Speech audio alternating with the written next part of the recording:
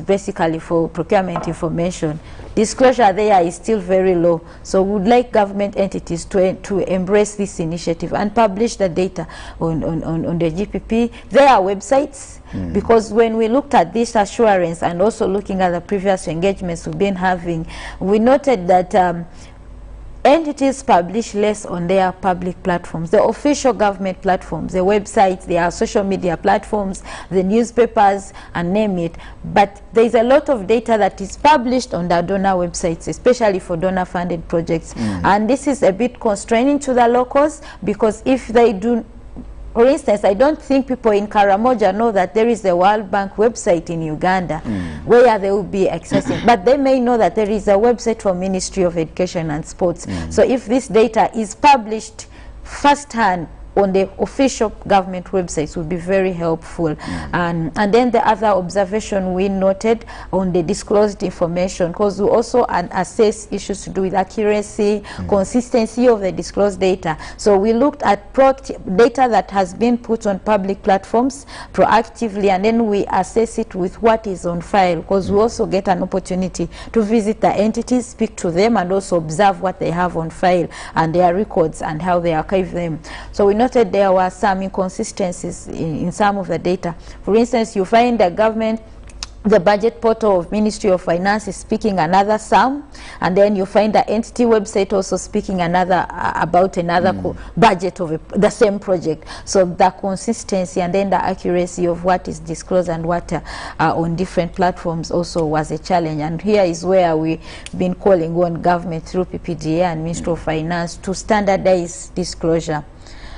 There is need for a standard disclosure template or format, so that what I find on Ministry of Finance budget portal is what I'll find on Ministry of Education and Sports website, is what I'll find on the newspaper, on UNRWA. So it might be different information for different projects, but it is standard. It is standard. It is being disclosed through a format that is that's clear for everyone to know what is disclosed and when and how much.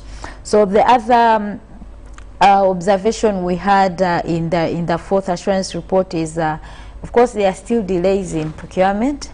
These ones are still enormous. Time and cost overruns, this has been a song, I think, in all the 4 reports, and much of these were attributed to scope changes, poor planning, because look at an example of a project that has been designed and it's being implemented, and the entity had not anticipated that they will face they will encounter a swamp. So meaning there were challenges in planning. They didn't do the feasibility study very well, and also the environmental impact assessment was not done very well. So the issue of planning before projects are implemented is very critical and very key, and we hope the line entities and the ministries, the oversight bodies, will take action on this. Adherence to PPDA guidelines is still also a challenge. We noted that in some of the projects, compliance with the local content is still demanding. Other entities actually do not know that indeed there are preference schemes, there are reservation schemes. So popularization of these legal and policy frameworks within the entities, especially the people who are mandated to do public procurement or infrastructure projects, should be enhanced. Issues to do with inclusion, talking about the young people, the youth, the women, and considerations on issues to do with people with disabilities on infrastructure projects when they are constructing. That considerations was also still lacking. Much as the law provides for this now, I'm aware PPDA has done those amendments to include to consider inclusion and local content, but they are not being done. So monitoring of compliance of these provisions is very, very key. Talking about things to with consultations. There was an observation also, especially in the education sector, and I think this also cuts across all the entities, especially on projects that are planned centrally, planned and procured centrally, planned, designed and procured centrally, and then implemented within the local governments.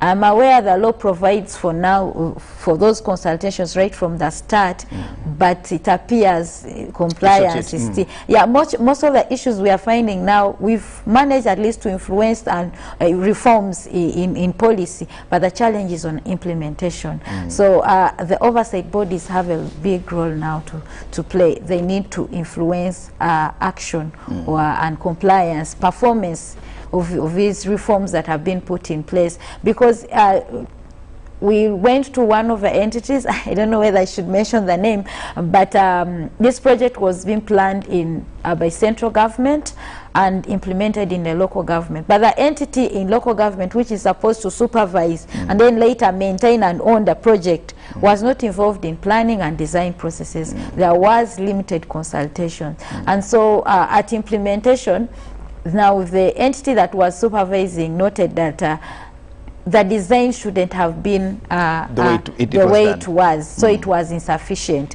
So now those issues affect now tomorrow when the project is being maintained, and now the blame may go to the local government that is managing this project, and yet they were not involved in the planning process. So it's very, very important that the initial stages are handled very well, and everyone who is supposed to be involved is involved, and access to information is very key. And that's one reason that we are doing this assurance process, so that the data is simplified for the lay person, for you and I who are not engineers, to understand and use it to engage. Talk about local content. We want to know the position of local content, because all these things keep happening. We've talked about local content, and I'm sure there's a bill in Parliament, the local content bill, and quite a number of things in here. Where are our own? Because I know that there is an organization here, I think, which is called UNAPSEC, and there's also USCE for the consultants. It's for the consultants. Let's look at that and then see local content, because we've seen very big projects here, big and small actually, being done and orchestrated by Chinese companies, British companies, and quite a number of these. And I think there's also been some complaint here of you do projects for us, but we're not even involved, and you know, we just have to wait and see.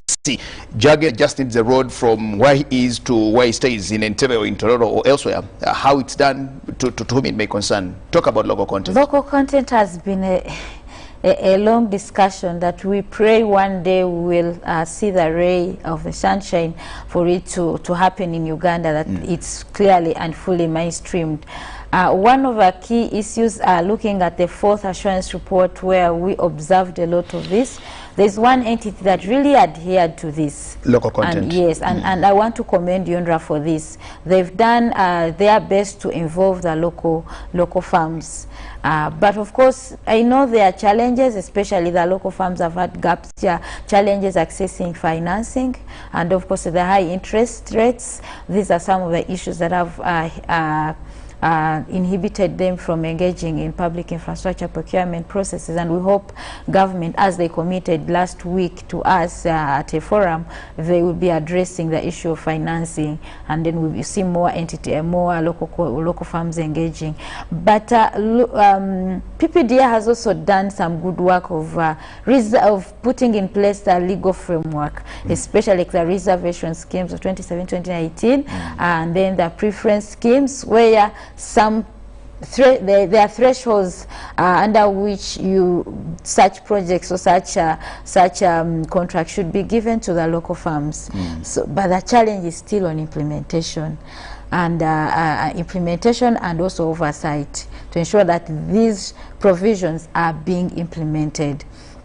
So looking at what the data tells us last week as we were analyzing, and also in the fourth assurance report, we still see the big contracts going to foreign farms.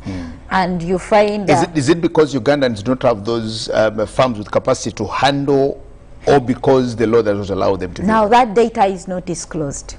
That is why we are asking government to standardize disclosure.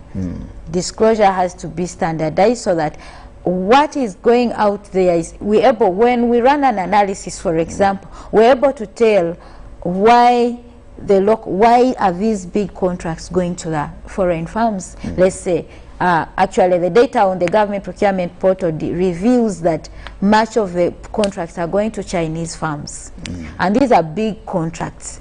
And much as you may see many local firms, the local firms engaging, but what they get is the smallest percentage in terms of cash, in terms of budget, what goes to them.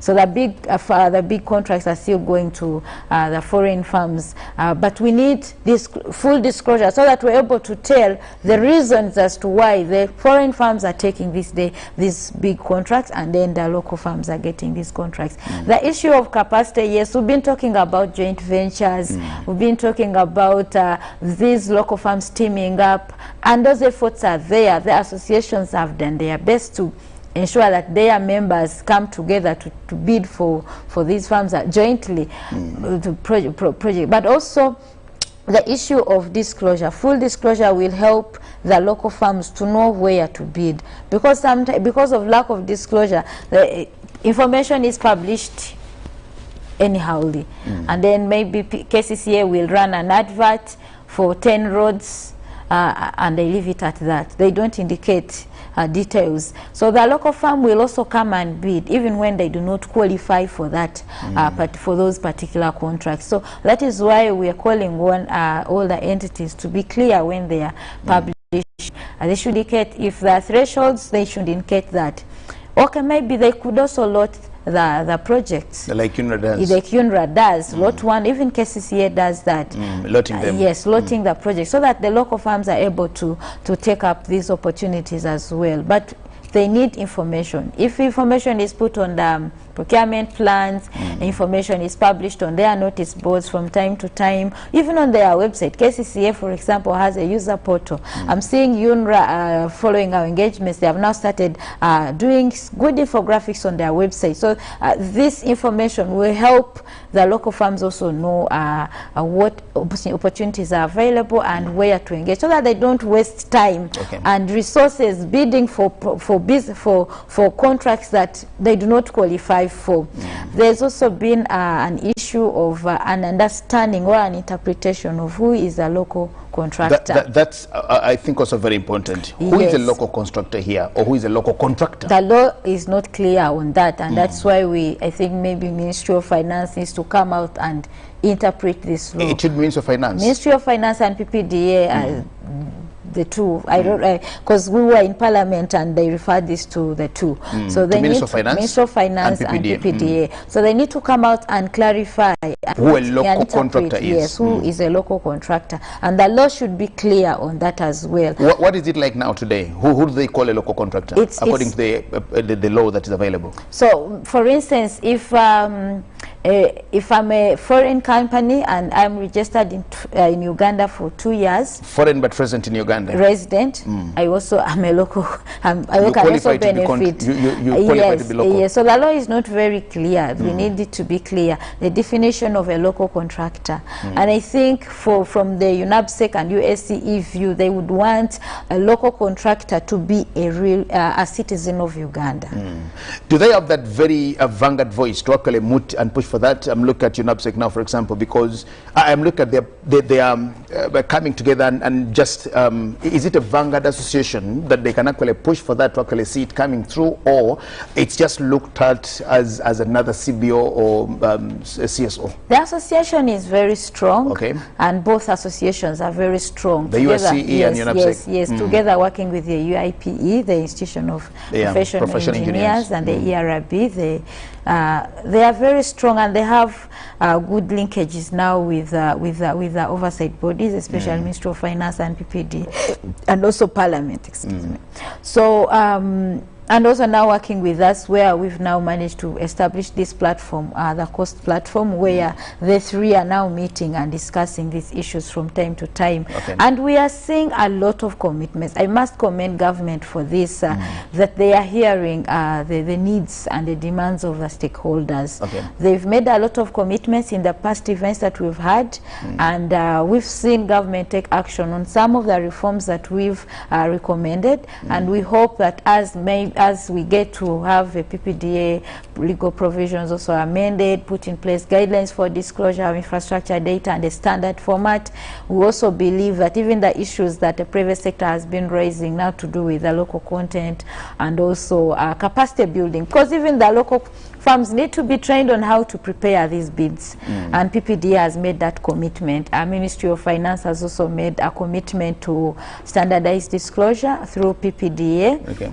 Ministry of Works has committed also to strengthen this platform as well, where they will be engaging from time to time, including putting in place a registrar for contractors and consulting engineers in Uganda. So there is a lot of commitments, but we would want to see these commitments transform into action, and also because what we want at the end of it all, we want to see performance, but performance that is inclusive, that is benefiting every stakeholder. Very important. Now, coming to this other particular one, you just talked about joint ventures, which I think is actually another thing that we need to explore and see how it happens. But yet again, when you look at cost, we talk about infrastructure transparency initiative, and you seem to have, you seem to be looking so much into civil infrastructures. How about the others now? Talk about Umeme here, for example, the energy sector, because it's also another very big it's another very big sector that is involved in infrastructure the developments. How about that? Because you seem to have concentrated so much onto the civil constructions of civil infrastructure as opposed to electricals and the others. Where there is construction, whether we are in, only that every year we sample a few sectors to represent the others. Look, in 2019 we were in the energy sector, okay, and you are aware, you may be aware that government of Uganda also has expressed interest to join the EITI, the Extractives Industry Initiative. It also works like cost, and this is based specifically on the extractive sector. So we also in the energy sector, we are not abandoning those sectors, and where there's construction in those areas, we will also continue working there, because our mandate cuts across where there is construction infrastructure. Talk about the thresholds of bidding and stuff like that, because we know that they will tell you that a particular company or firm cannot actually bid to do this particular project because of maybe the size or whatever that is. Where we have ceilings in the thresholds, do you encourage joint ventures over, you have a big Chinese firm, but there's also another small local firm, where you encourage that they come together, that there is this Ugandan firm teaming or doing a joint venture with the Chinese firm to actually do that? Because when you set the thresholds, then you'll notice that many Ugandan firms actually may not be able to go beyond the limits. So, well, joint ventures are good, but they also have their challenges. They have challenges. Yeah, we, together with the lane entities, we've been doing a study on identifying what exact factors are affecting the private sector to engage in infrastructure procurement processes.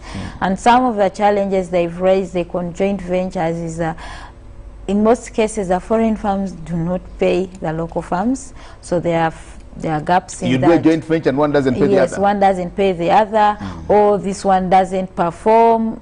So there are those challenges, and one of the key recommendations the study has given to the lane entities, especially the oversight bodies, is to monitor implementation of joint ventures. They are a good approach to strengthen capacity of the local firms so that they're able to take over in the long run. But they need to be monitored, they need to be supervised, but they also need clear guidelines on how they should operate. So, but they are a good approach. And on the thresholds, well, we may encourage the entities, the firms, to come together, but even the local firms, they can also team up. These partnerships are good for them if they have what it takes, especially the resources and the capacity. They can also team up and take up these opportunities. But where it's a local, foreign local, there need to be clear guidelines on how they should operate. On fair practices for private and public, how has it been, or how is it?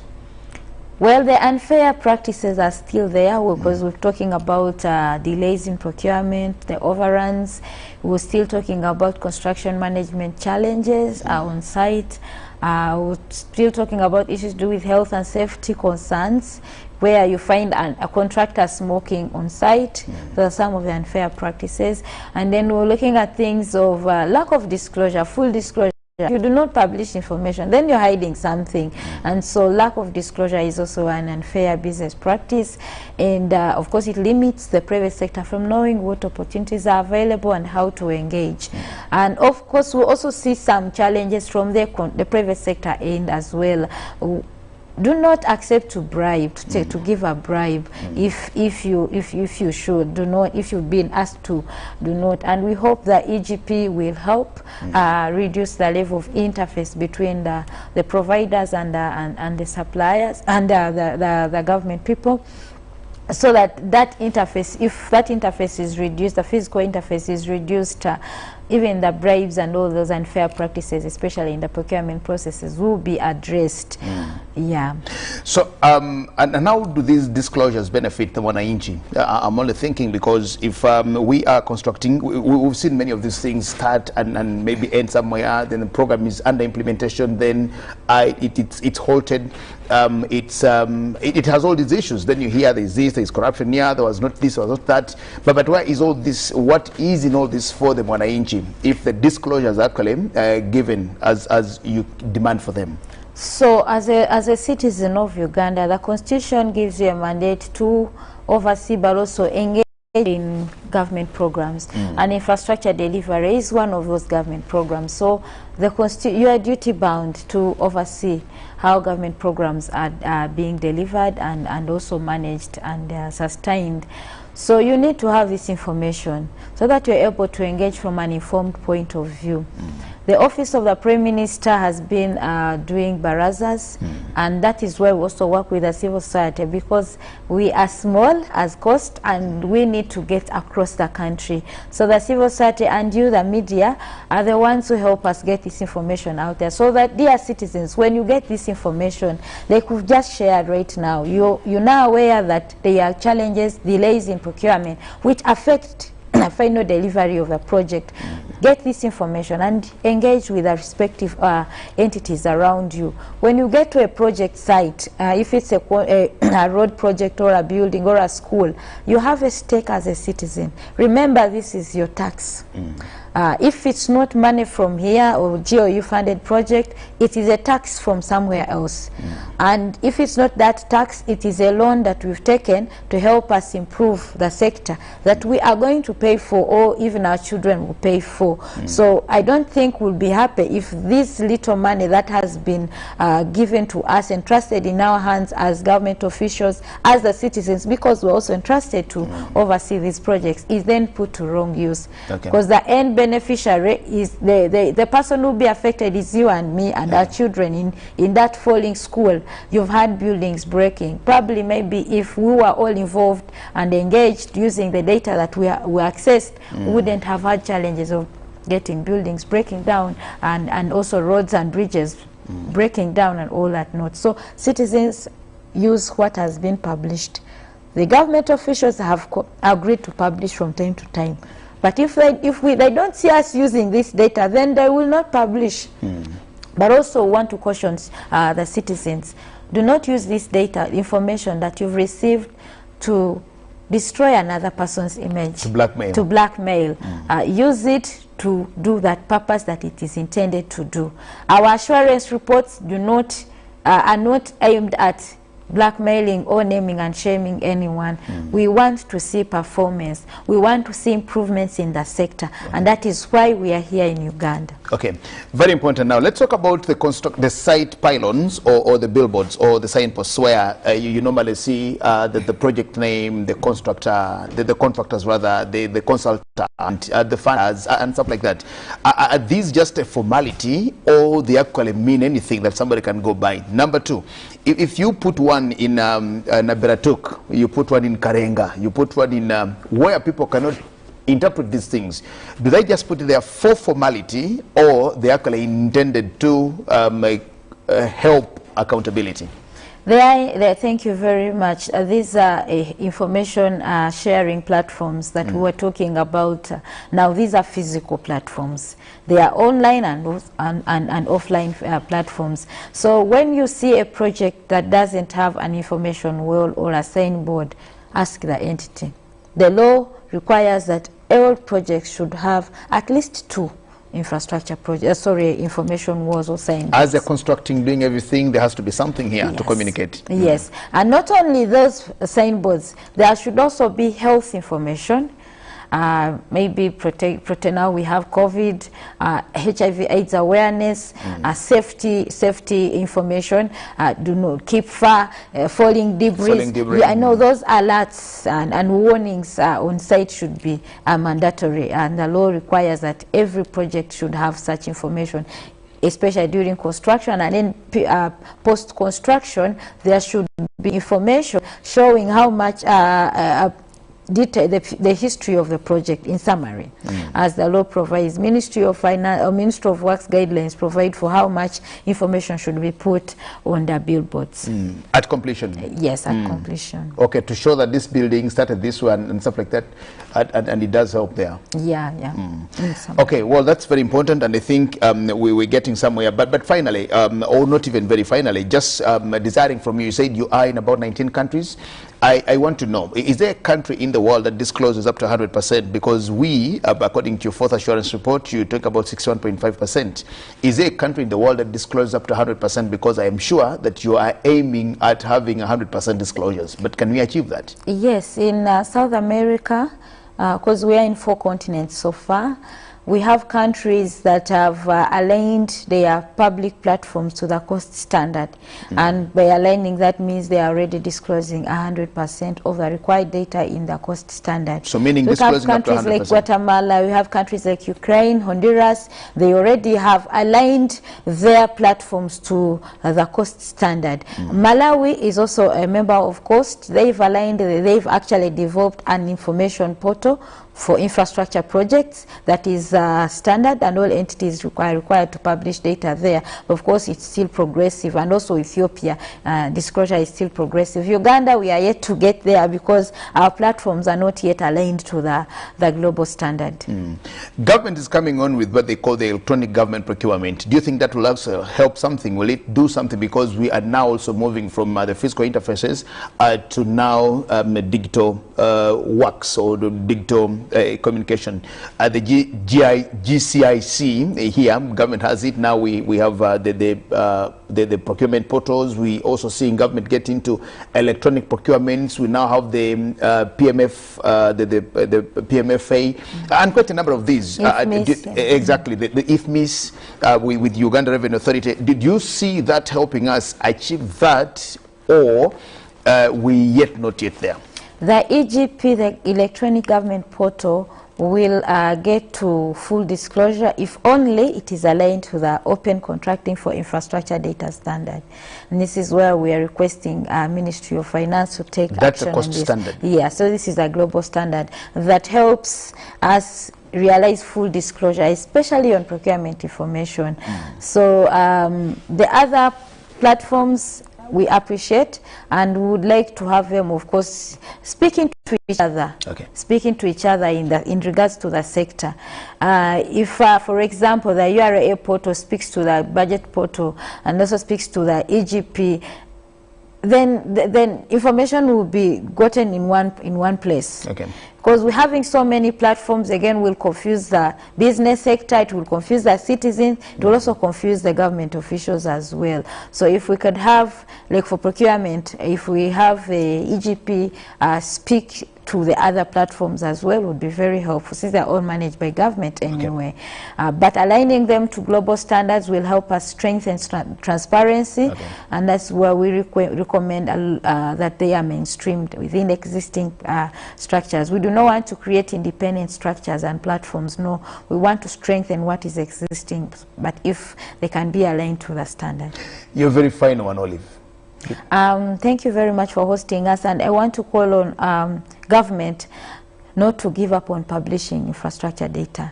Let the government officials, we thank you for the good work you're doing amidst the difficulties that you're going through, and the more you publish, the more you reduce the questions that come to you. And to the private sector, please work on these projects with ethics and integrity.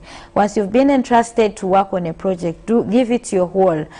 Do it knowing that the good work you do will create you more businesses. Both, I'm speaking this to both foreign and local. It's very unfair that you've been entrusted to deliver a project and then the contract is cancelled in the middle. That will kill your image. You have had many firms being blacklisted because of failure to perform.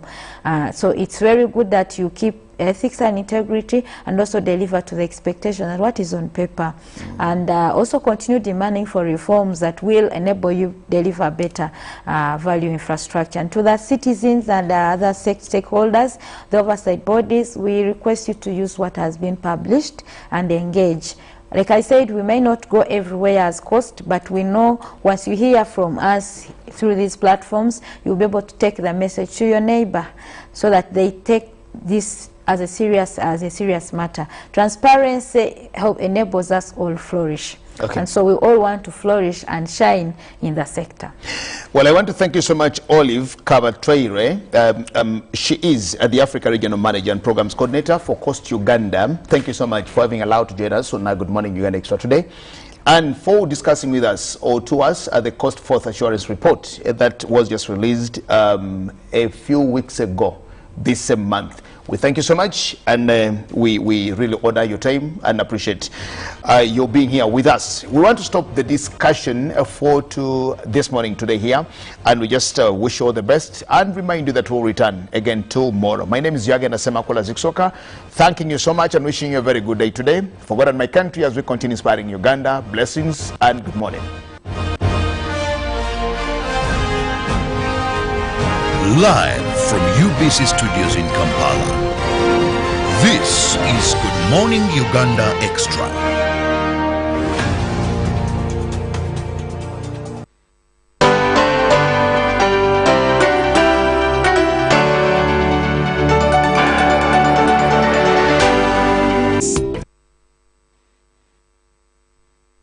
To the tech giants, if even heads of state face the threat of being banned, is there any limit